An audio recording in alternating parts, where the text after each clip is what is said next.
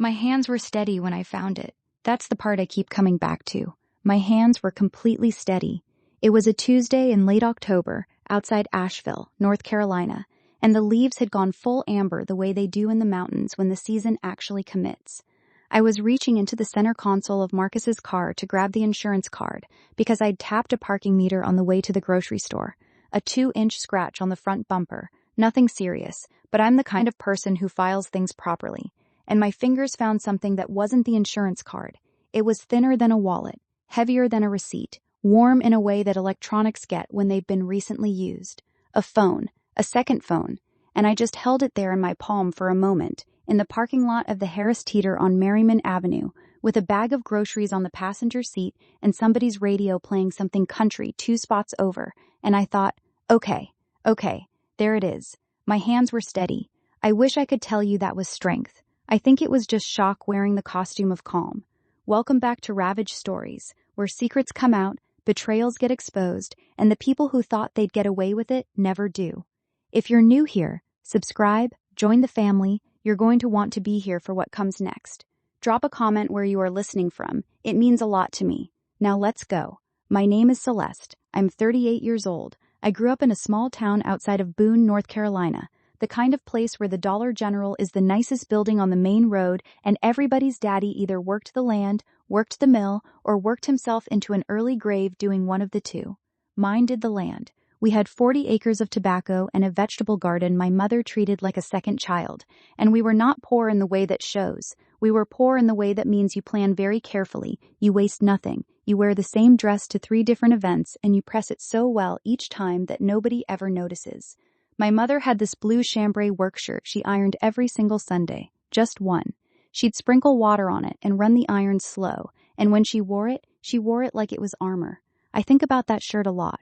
I went to UNC Asheville on a partial scholarship and 2 waitressing jobs, and I graduated with a degree in accounting.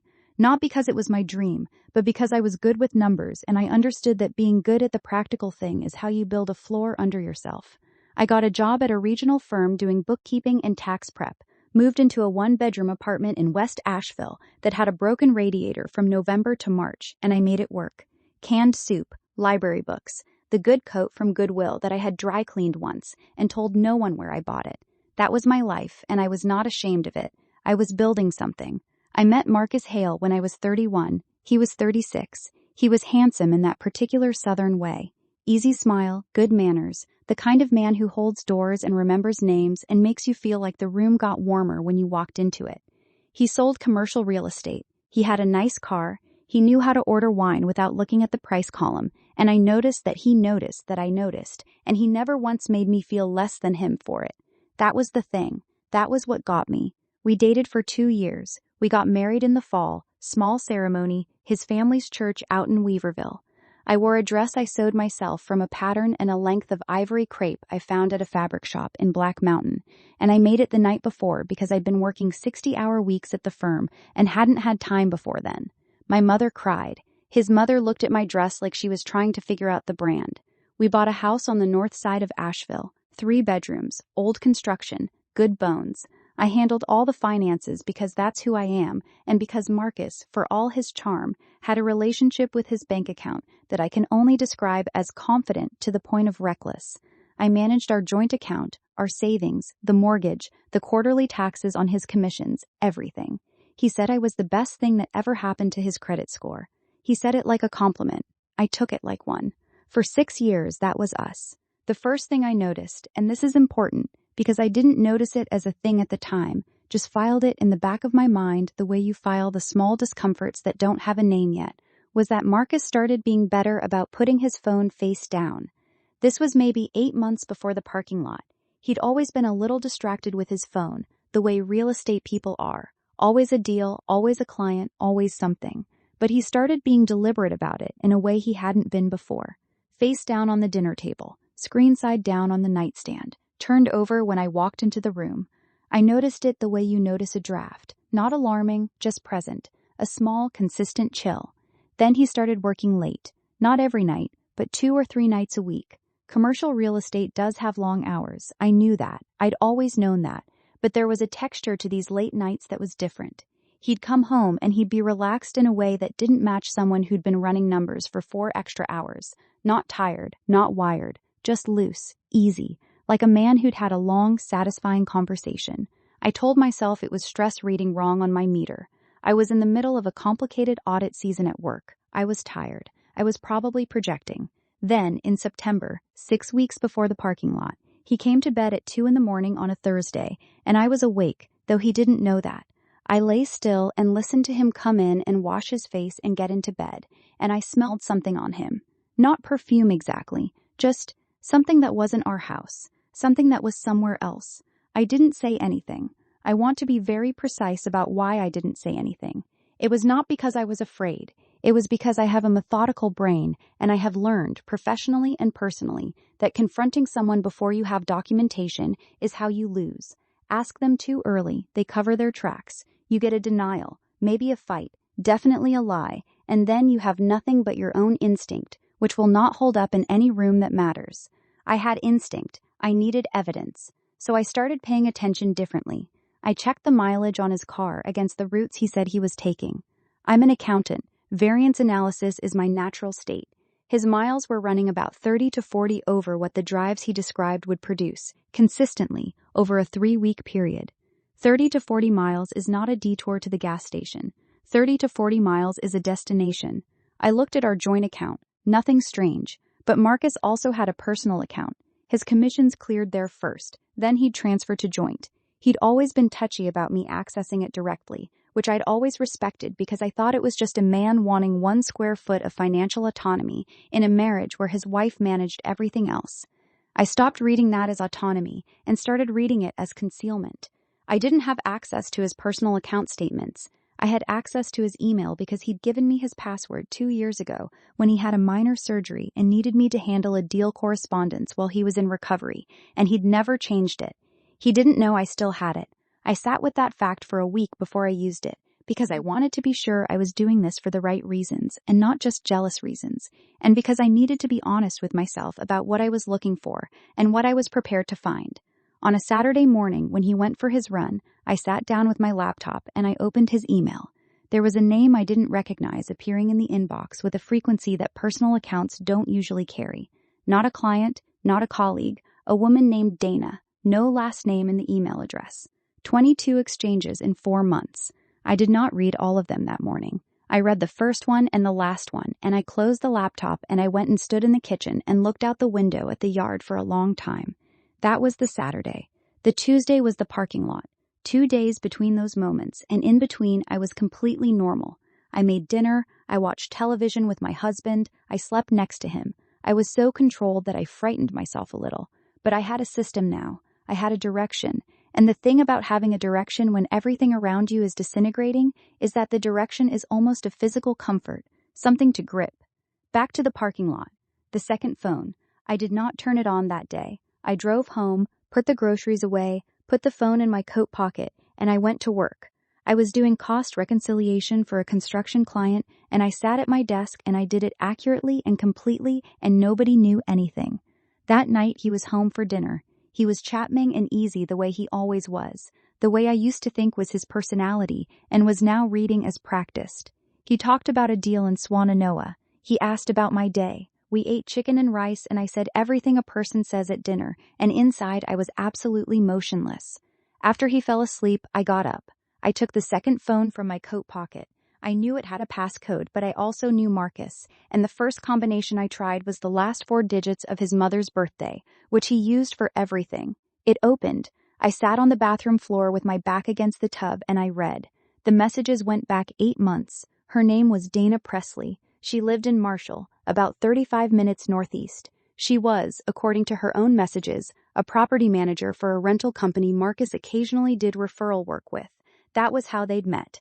The early messages were just the texture of 2 people deciding to do something wrong together.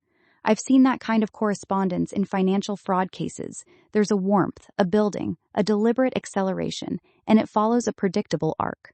This followed that arc. But it was the messages from the past 3 months that I need you to understand, because in those messages, Marcus was not just having an affair, he was having a plan. The first thing I found was a message from August, where he told Dana that he was working on restructuring some assets and that by the spring, things would look different. She asked what that meant. He said, not to worry, that he was being smart about it. The second thing was a message from September. This was the month before I found the phone, where he told her that he'd been talking to someone about the house.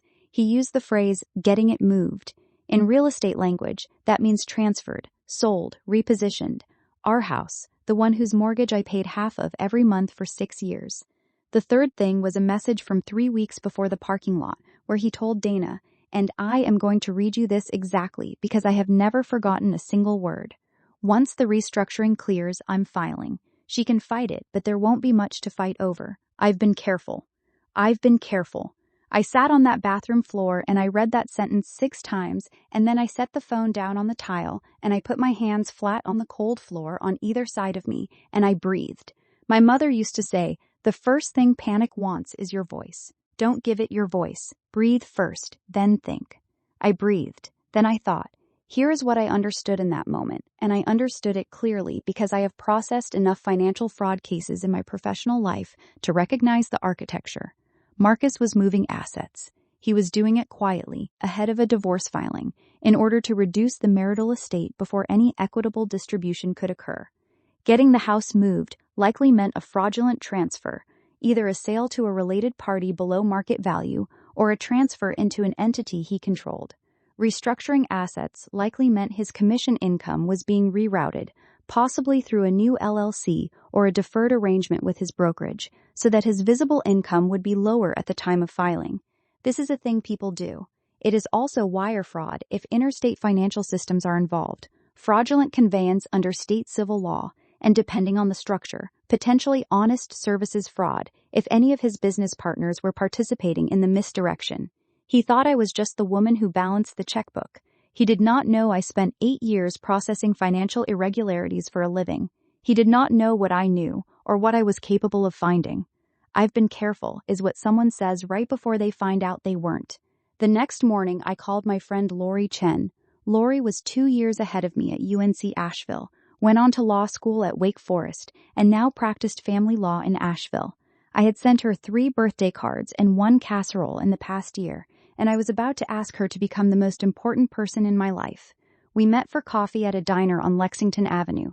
Not her office. I didn't want a paper trail that he could find in a credit card statement before I was ready. I came with my laptop and the phone and a yellow legal pad where I'd written down every date, every message excerpt, every financial discrepancy I'd mapped. Lori read the legal pad without saying anything. She's like that, the kind of attorney who processes information with her face completely neutral, like she's reading a map. Then she looked up. She said the asset restructuring was exactly what I thought it was, and that North Carolina is an equitable distribution state, which means the court divides marital property fairly, but not necessarily equally, and that fraudulent transfers made in anticipation of divorce are voidable under North Carolina General Statute 39-23. She said the timeline I documented, the mileage variance, the email thread, the messages on the second phone, was actually more organized than most things clients brought her. She said that last part, almost like a question, like she was trying to figure out who she was sitting across from. I told her I was an accountant who'd spent 8 years on irregularities. She nodded slowly. She said, okay, then you understand what we're building. We were building a case, not just a divorce, a case. Lori filed a motion to preserve marital assets, a legal hold that prevents either party from transferring or dissipating property while a divorce action is pending. The trick was timing. If I filed before he filed, the hold would be in place before he could complete whatever transfer was in progress on the house. If he filed first and the transfer was already recorded, we'd have to chase it, which is slower and more expensive, and his attorney would use the delay to create fog. She said we had a narrow window, maybe 2 weeks before he'd have whatever he was working on completed, based on the typical timeline for a property transfer in Buncombe County. We had to move before he knew we were moving. That was the entire plan.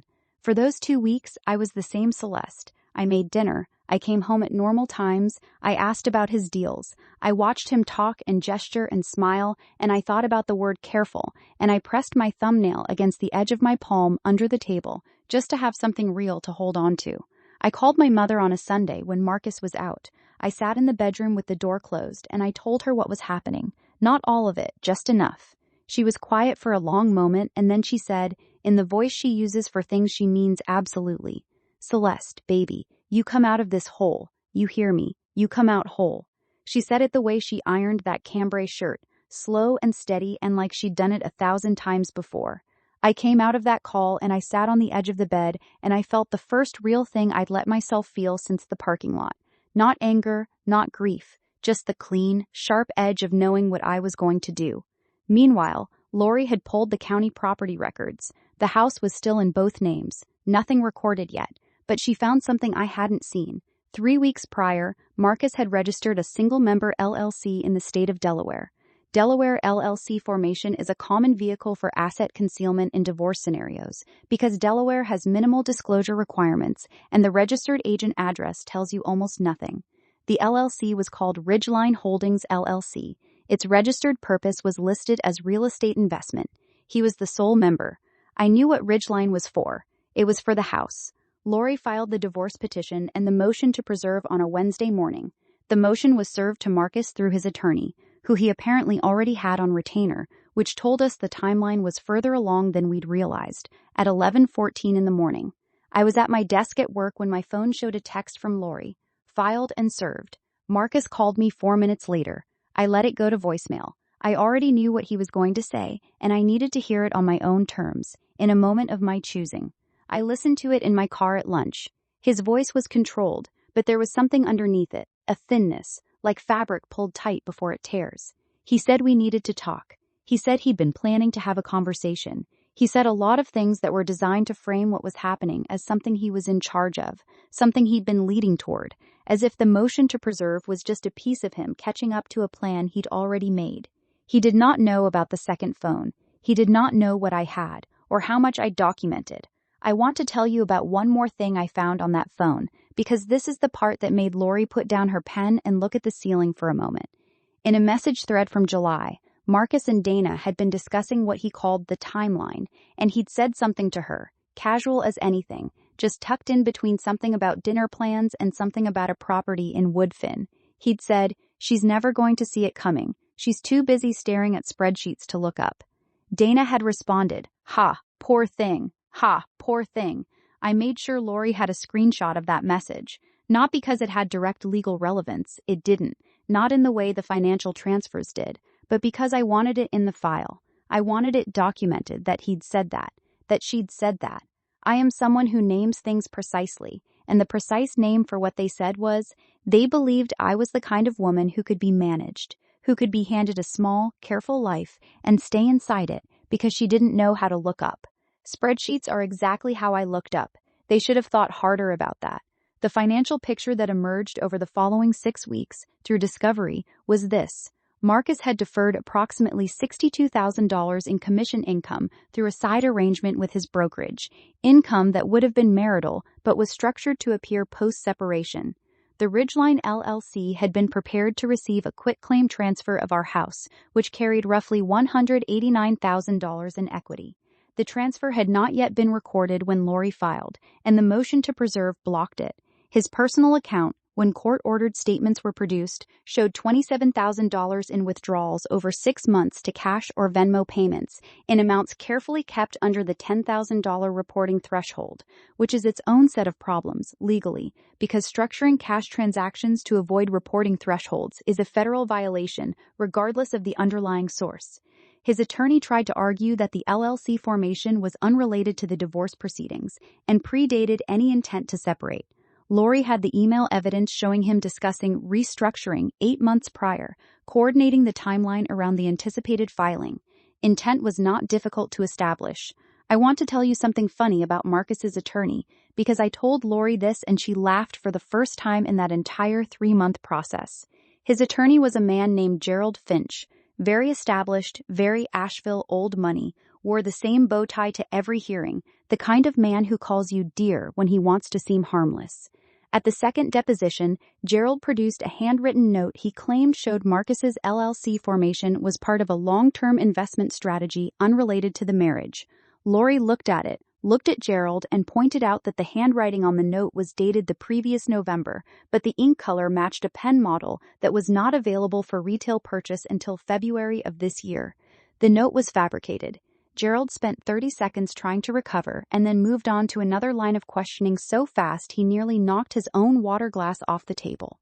The deferred commission income was reclassified as marital by the court. The LLC transfer was voided under the fraudulent conveyance statute. The house went into equitable distribution intact, and given Marcus's demonstrated bad faith, the court's division was not precisely equal. The structuring issue, the cash withdrawals below the reporting threshold, went to a separate referral. Lori had contacts at the U.S. Attorney's Office in Charlotte. The structured withdrawals, combined with the wire transfers used to fund the Delaware LLC formation across state lines, gave the federal side enough to open a preliminary inquiry. Marcus retained a criminal defense attorney in addition to his divorce attorney, which I found out because he tried to freeze a joint savings account to pay the retainer, and the motion to preserve blocked that too. He held a lot of assumptions about what I would and wouldn't do. Every one of them was wrong. The divorce was finalized in the spring, 7 months after the parking lot. I received my share of the marital home equity. I received my share of the deferred commissions, reclassified by the court. I received my share of every account he'd thought was invisible. The federal inquiry resulted in a plea agreement, 2 counts of structuring under Title 31, 18 months of supervision, a fine that was larger than the amount he'd tried to hide. He lost his real estate license. In North Carolina, a financial crimes conviction triggers an automatic license review, and the commission does not look favorably on structuring convictions. The career he'd built, the deals, the easy smile and the good car and the man who knew how to order wine, all of it predicated on a license he no longer had. Dana Presley, for what it's worth, was not charged with anything. She wasn't part of the financial scheme. She just wrote, "Ha, poor thing," about a woman she'd never met. And she doesn't know and will probably never know what that line cost the man she wrote it to. I thought I'd feel something large at the end of it, some release or vindication or maybe grief, the grief for the marriage that was or the marriage I thought it was, which are 2 different griefs. What I actually felt, the morning the finalization came through, was very small and very clean, like a room after everything unnecessary has been removed, like the sound of a door closing precisely. I took my mother to breakfast. She wore her good coat. I wore mine. We sat in a diner in Boone, back in the town we're from, and we ordered eggs and real coffee, and she reached across the table and put her hand over mine and didn't say anything, and I didn't need her to. There are a few things I've carried out of that year that I want to share, because I think they matter for anyone in a place where I was. Financial knowledge is not a small power. It is not a supporting power. For women especially, understanding your own financial documents, your mortgage, your account structures, your tax filings, your state's equitable distribution laws, is not optional. It's the entire floor. I had that floor. It saved me. If I had not understood what I was looking at in those messages, the restructuring would have completed. The house would have transferred. I would have been fighting over an estate that had been deliberately diminished. Documentation has a logic. You build it before you need it, not after. Mileage variance, email timestamps, message screenshots, financial statement comparisons, none of these are dramatic. They're just disciplined. Discipline done early, before the confrontation, before the discovery, before anyone knows you're watching. That's what makes the difference between a case that holds and a case that doesn't. And the third thing, and this one I mean very simply, the people who believe you're too busy staring at spreadsheets to look up are making an assumption about your ambition. Let them. The assumption is the advantage. My mother is fine. I'm fine. I have a small apartment in North Asheville now, with good light in the mornings, and I run the numbers every month the way she ironed that shirt. Slow, deliberate, like it matters. Because it does. Here is what I want to ask you, and I mean it as a real question, not a rhetorical one. If you found what I found, in the parking lot, on the cold bathroom floor at 2 a.m, would you have been able to stay quiet long enough to build the case? Would you have had the patience to not pick up the phone right then and call him into the room? Because I know how hard it was, and I know how much I wanted to, and I know that the only reason things ended the way they did is because I didn't. That's the question I sit with. I don't think there's a wrong answer. I think it depends entirely on what kind of room you want to be standing in when it's over. If this story hit you somewhere real, you know what to do. Like, subscribe, share it with the person who needs to hear it. I'll see you soon.